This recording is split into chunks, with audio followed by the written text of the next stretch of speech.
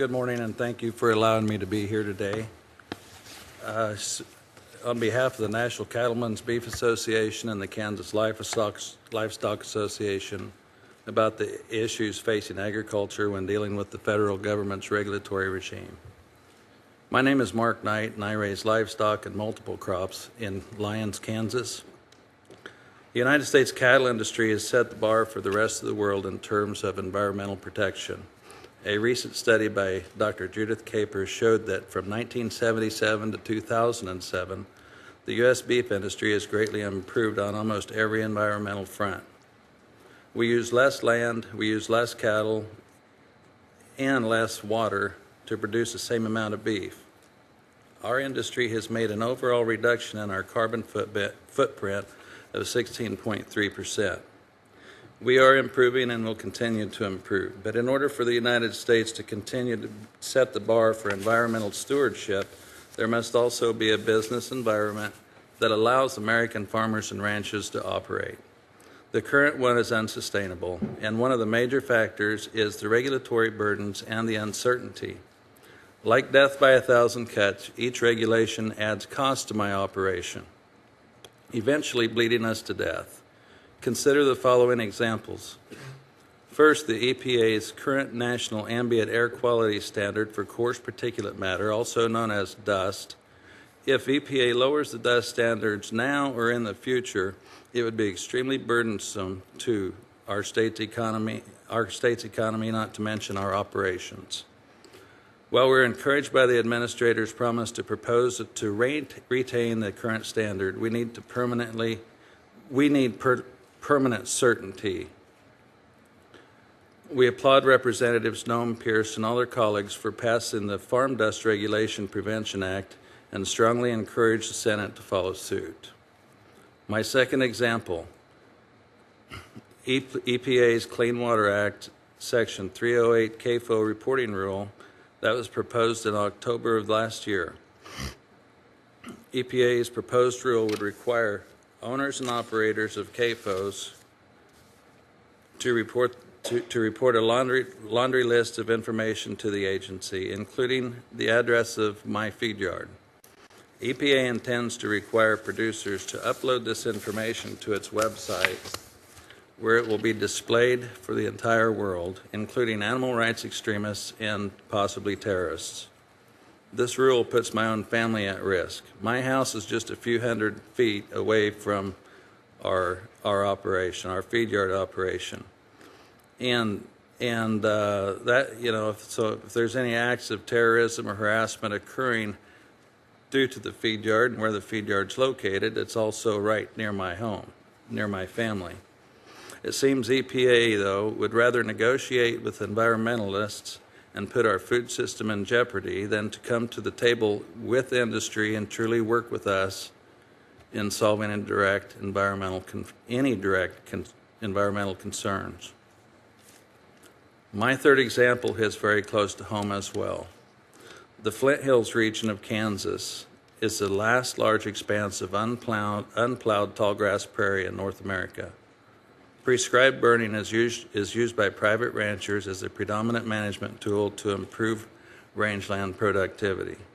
It is also used by private conservation groups and federal agencies as a key ecological management tool to preserve and maintain the prairie habitat. When the Kansas Department of Health and Environment expressed concern over high particulates and ozone levels due to the prescribed burning in the Flint Hills, the agriculture community came together and developed the Flint Hills Smoke Management Plan. This plan demonstrates that if there are concerns, agriculture is willing to sit down and help address them. At this time, I want to thank Senator Moran for continuing to push this solution to make it a permanent solution. The Flint Hills Preservation Act recognizes the unique challenge in the Flint Hills and will bring some common sense to the federal air policies so we can effectively manage these native grasslands.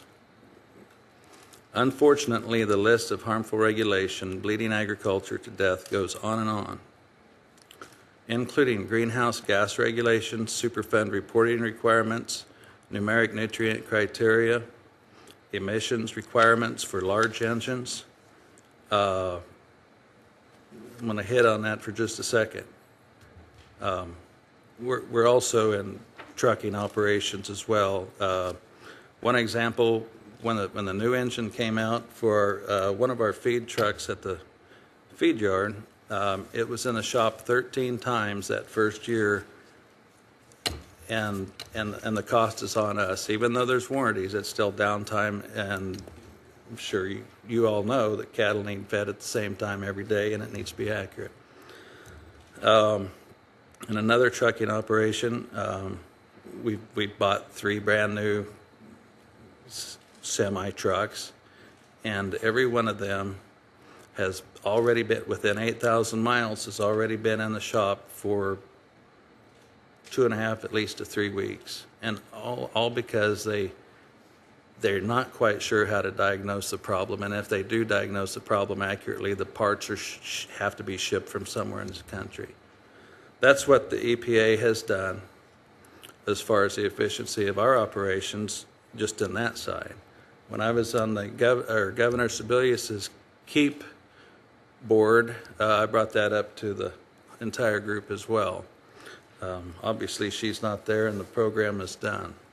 I'll just keep on going.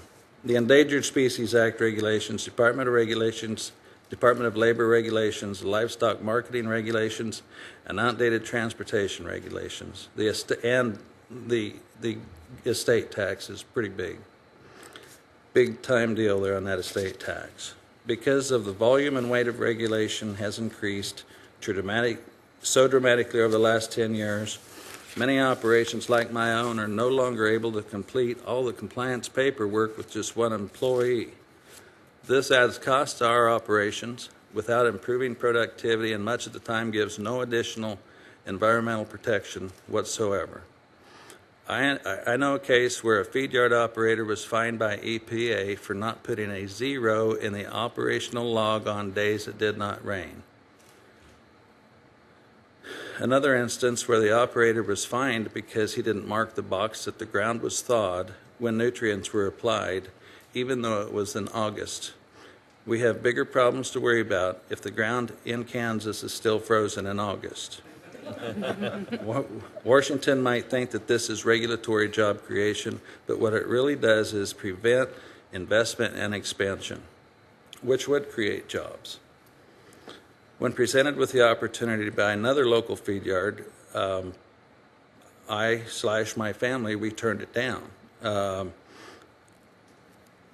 Senator Roberts was right. I'm tired of it. And we turned that down because we just didn't feel like we had any energy left to indulge in what would be more and more regulatory headaches.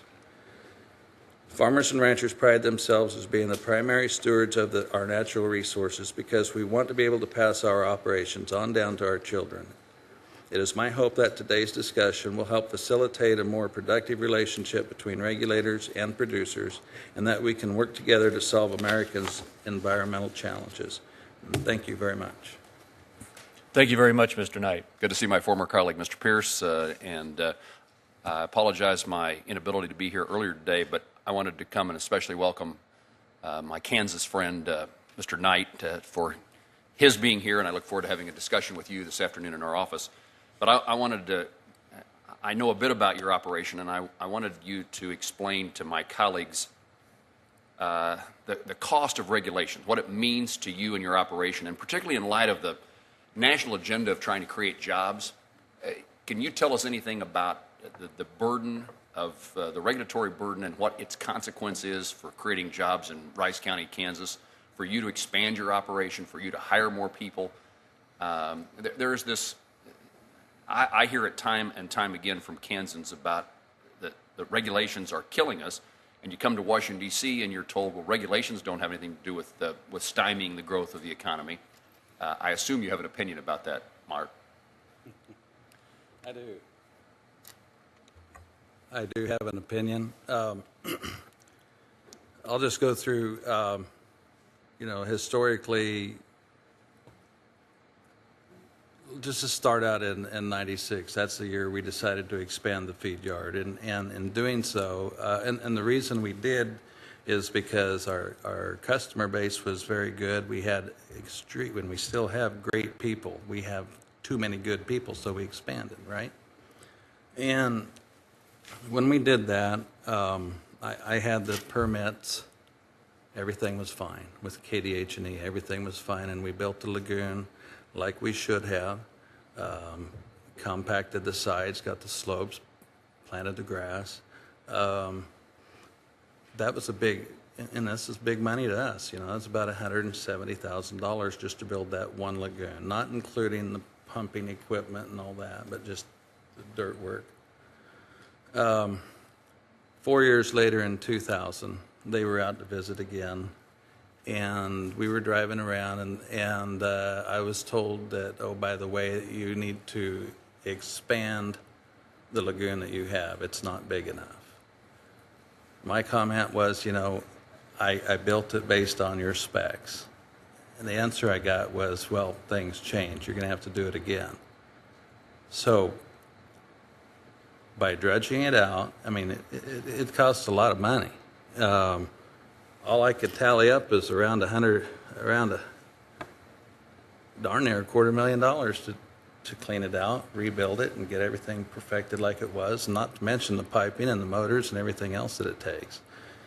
After 40 years, this May will be our 40th year as Knight Feed Yard. And this year is, now they're wanting us to catch water runoff from our mill floor. That's predicted to cost around another couple $100,000. You see why, it's just, you know, why put yourself through it? And we're going to, but it's just no fun. And you talk about common sense, you know, I could go off the record and keep talking, but I won't. But anyway, yeah, the reporting, I've got one guy doing the watering, I got the same guy doing, he's got to figure out how much moisture we get all the time. I used to do it all by myself, and it got too burdensome. So anyway, there's a total of 3 of us now that are watching the regulatory stuff that we have to do. Good question. Mark, thank you. Just for my colleagues to know that the Knight family is just such a solid, substantial component of the Kansas economy and agriculture, and just the kind of people who would never do anything intentionally other than to do it right. And I regret that so many people come to Washington, D.C. to try to make certain that they're able to stay in business and to expand and to do the things they want to do with their lives, to pursue the American dream in a sense. And you spend your time trying to fight your own government just so you can do what is in yours and your family's best interest. I appreciate all of you coming to take time to tell us the story, and I would offer my services to my colleagues to make sure that we take the right steps to try to resolve some of these things favorably.